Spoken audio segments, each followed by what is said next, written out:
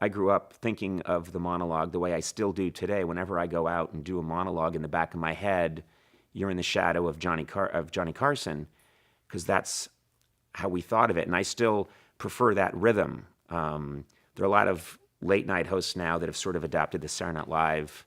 They show clips and they sort of comment on them, or they show the picture over their shoulder.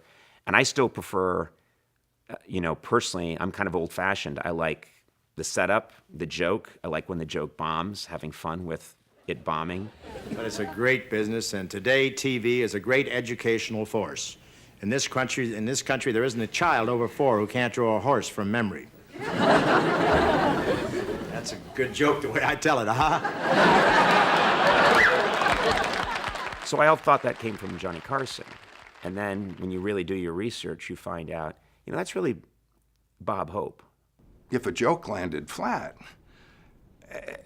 he was aware it was flat, and he'd share that with us, and that was funny. They tried to set the siren Sharara.